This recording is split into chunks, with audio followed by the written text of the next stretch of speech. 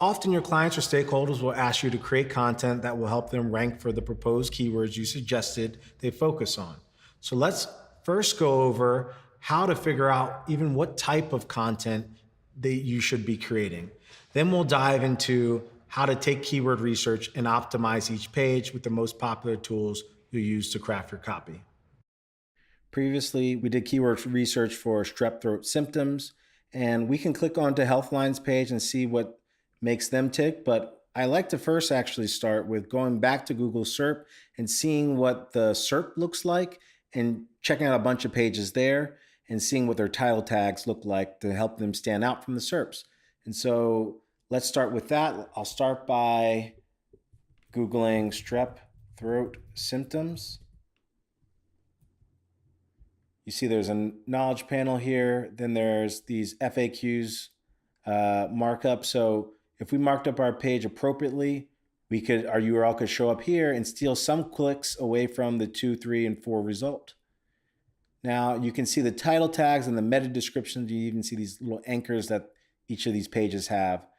These are anchors on the same page, as you can see.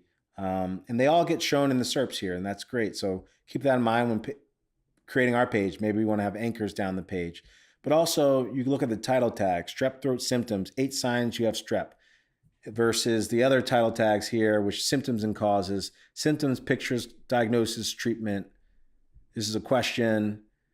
This is pretty straightforward. So maybe we create a blog post and it can show up here. Or if we're going to create a standard symptoms, causes, and diagnosis page, we want to create a better title than the rest of them because this might help us with click-through rate. And so I have a tool that helps you come up with a catchy title and shows you how it's going to look in Google.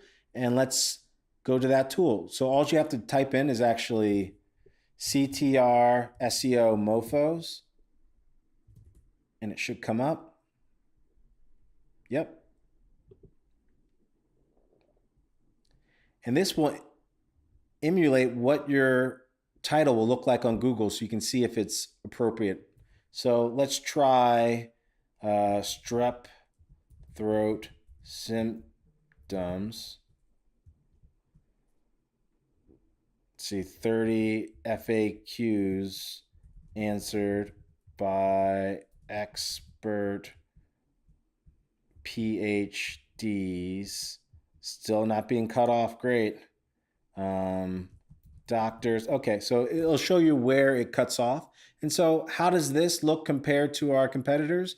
Maybe it's better, maybe it's worse. In terms of keyword optimization, it might be better, slightly worse, but part of the goal is to get people to click through from Google to your website, and title tag optimization and your meta description are really important for that goal.